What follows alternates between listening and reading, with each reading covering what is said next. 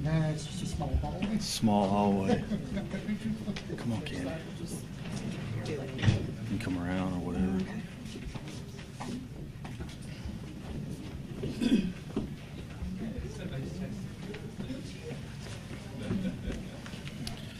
All right. Are we ready? All right. Good afternoon, and thank everyone for being here this afternoon. I'm Assistant Chief Wayne Bewley, and I think as everyone knows, I'm currently serving as our interim Chief of Police as we are in a national search for the next chief for Little Rock. I'll introduce a few other people here today. I think we have the Mayor Frank Scott Jr., our City Manager Bruce Moore, Assistant Chief Hayward Finks, Assistant Chief Alice Fulk, and then Candy Haas, our Victim Services Coordinator that works out of our Major Crimes Division. The purpose for having the press conference today is we've received several requests from the media for comments regarding our homicides in January. We recognize that this number, which we are at 9 as a result of our homicides last night at 3501 Dorset Drive, is concerning, and we wanted to discuss this with the public so everyone is aware of what we are seeing and can be reassured that this is not a random acts of violence. It is not the retaliatory type violence that we've seen in the past. What we are seeing is an issue with domestic related homicides.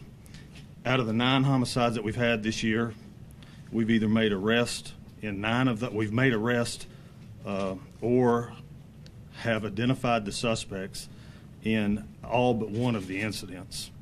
Out of the 9, 5 are domestic related, as I mentioned, 3 are disturbance related, and 2 of the disturbance related, the victims and the suspects knew each other. I do want to highlight the 1 homicide that we have this year that occurred on January the 16th that we do not have any suspect information for.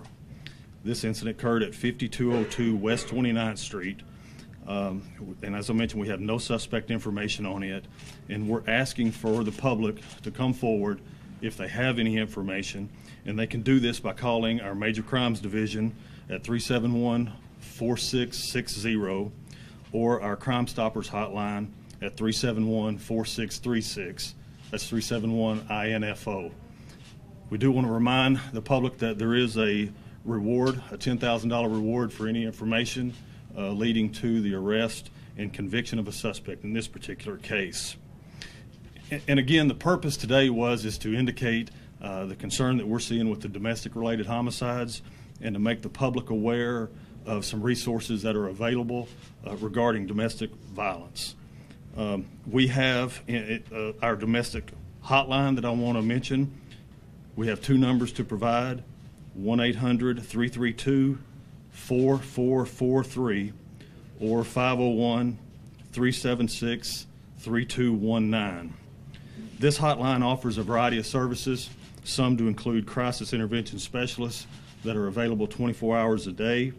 They also provide emergency shelter information, counseling, and court advocacy, just to name a few. In addition to the domestic violence hotline, we have our Victim Services Program, which is operated by city employees out of our Major Crimes Division. I introduced Candy Haas a minute ago. She is the coordinator of the Victims Services Program. They can be reached at 371-4357 or 371-HELP. All of the domestic violence reports that are taken in our city by Little Rock police officers are routed to our domestic or to our Victim Services Program.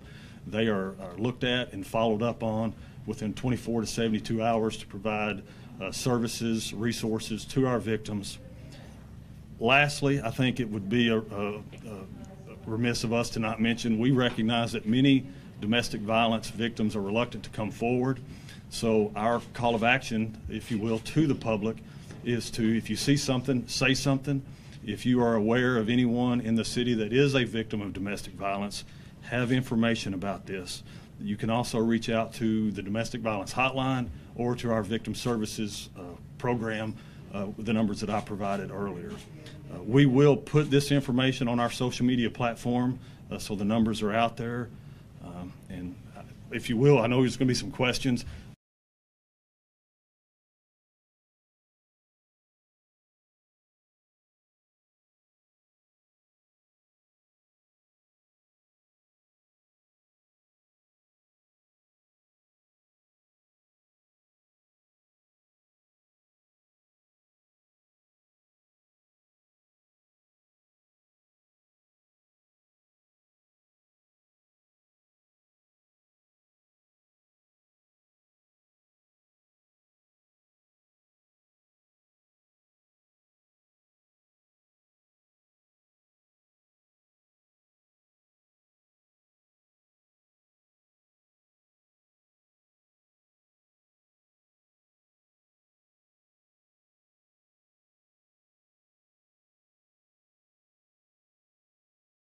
Them and put forth the resources that they need to do what they can do to protect and serve all of us moving forward.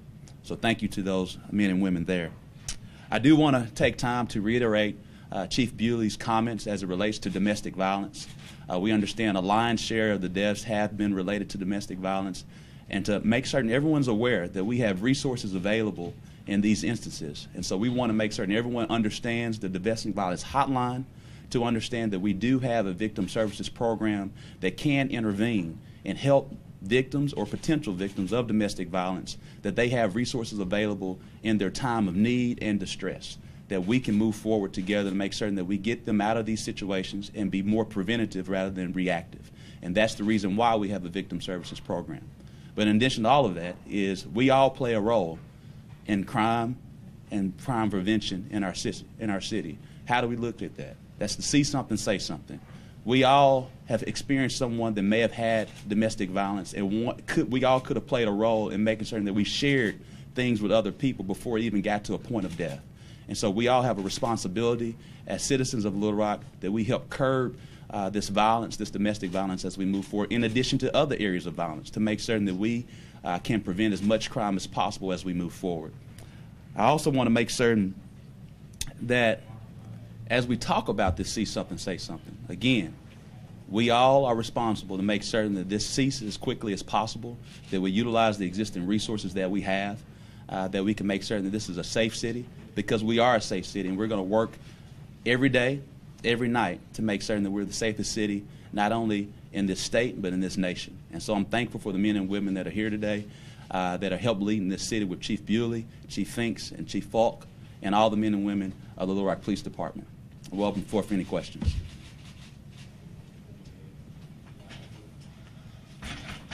We publicly identified all the suspects. We said we arrested or identified suspects in all of the other homicides. Are those IDs going to be public? Most of them, but the specific number, I have to ask Chief Bewley to give you that specific number, but most have been publicly identified. We're talking about preventing domestic violence, homicide incidents. How do you go about that outside of citizen input? Well, again, we have to, once we figure out there is domestic violence, we have to make certain that the public understands what's going on, that we have resources available. So if you are someone that's a victim of it and you haven't experienced domestic violence that leads towards a domestic homicide, that you have a number that you can call to help get yourself out of that situation. But not only that, it's about your village. Many times our village understands what's going on around the village, but we also have to take that responsibility to protect others who may not even know they need protecting. I think a lot Where of are this, you in the hiring process? We were still with her question. I think a lot of this plays into the community relations aspect. Have there been any current measures that are trying to improve the relationship between Little Rock Police and the community? Yes. One of the things that you may have not realized, but the very first meetings that I had as the new mayor, we sat down together with the Fraternal Order of Police and the Black Police Officers Association. That was the first time that a mayor had ever met with those two organizations ever to really start that whole unity process. As you know, that was a major theme of my campaign, is to unify our city, and it starts first not only with City Hall, but starts first with our Little Rock Police Department. So where are you with the timetable of hiring a new chief? Yes, we, as you understand, or many may not know, but December 31st was the deadline to submit the applications. We had 57 applications, so we're grateful for everyone who took time to look to leading our city. We will announce tomorrow our top 10 lists myself and the city manager and members of the Human Resources Department will have interviewing questions with those top 10, and then eventually move from the top 10 to somewhere between 3 and 5. And once we have the 3 to 5 individuals who make that cut, we will then institute a community forum process, as we've done in the past, where members of the community have a public input, and we think it's the utmost importance that the community plays a large role in the next police chief. We want to make certain that there's community engagement involved and public input as we move forward to truly understand how we can create a safer city, in addition to making certain that we're working with the City Board of Directors to get their feedback and input. And then once we complete that community forum process, not only with the public, but also with the City Boards of Directors, I will then interview those 3 to 5 individuals myself, and then make a final decision. Do you have like a certain day, like this is when we want to have a permanent chief? We'll be acting with deliberate haste. Okay. What does that mean? We'll be acting with deliberate haste. Among those 10, what is the ratio of internal and external candidates? Among those 10, I won't be able to share that with you until tomorrow. Have you appointed this subcommittee to go through this process of getting the chief? I know that was in the things that you laid out on your website. Now, the subcommittee that you may be referring to is my transitional team subcommittee, which is totally separate from ongoing process in selecting a new police chief. As you know, a previous administration, we lost our police chief and Chief Buckner when he transitioned to Syracuse, and we then began to start the process. When I was sworn in on January 1st, I began involved in the process. Initially, we gave a timeline of February 15th, and I said that we may need a little bit more time. And so again, when I say deliberate haste, we can be very deliberate, but we're also going to make certain that we move with lightning speed. You mentioned domestic violence. That was mentioned a lot during this. I'm curious, do you think there are enough resources being allocated to that? A lot of our homicides do have to do with that. And when you look back, even in this one, at court records, it looks like this gentleman had several restraining orders that were attempted to be filed against him.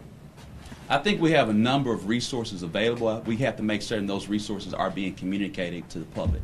And that's the reason why we're having a press conference. That's the reason why our Little Rock Police Department is going to be pushing out those resources that we have direct control over. But there are also other organizations that are very well in tune with domestic violence in our city, but not only in our state.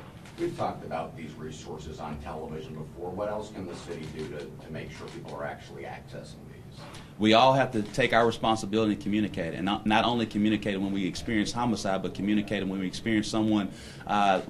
We've heard from different women or men when individuals tend to seclude their spouses or partners from other family members and friends and begin to act differently. That's an opportunity to start really looking to that issue. When there's a bit of aggression in an episode, you need to make certain that you see something and you say something and then start reporting it as quickly as possible. Now, I'm not saying for everything, but we all know when things begin to cross the line.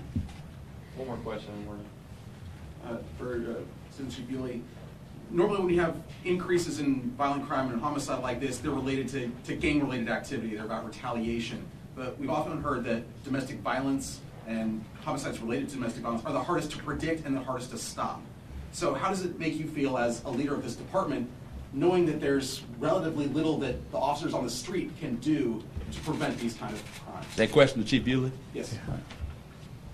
Yes, sir. Sure. And that's kind of the reason we called for the press conference today and highlighted the fact that this is different than a lot of the trends that we have seen in the past, where it is retaliatory or potentially, whether it's gang-related or some type of disturbance or dispute that causes back and forth retaliatory type violence. This is different. It often occurs in people's homes, and it makes it difficult for us, as you mentioned, to patrol, prevent, and that's why we're highlighting this from the domestic violence standpoint, encouraging people to reach out to the numbers that we provided from either the domestic violence hotline or through our victim services program, and really trying to get home. If you see something, say something. If you're a victim of domestic violence, there are resources. Here's what those resources are. If you know someone that is being victimized or think they may be victimized or in some of the early stages, you see that just doesn't seem right, here's what you need to do. So the call of action is not so much we need to patrol more, we need to do something to prevent it. It's informational, if you will, to get out to the public that there are resources.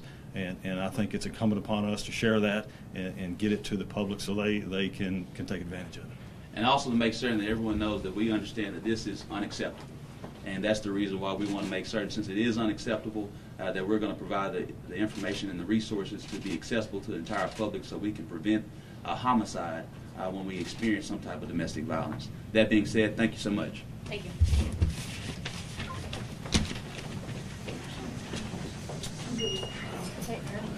Barnes.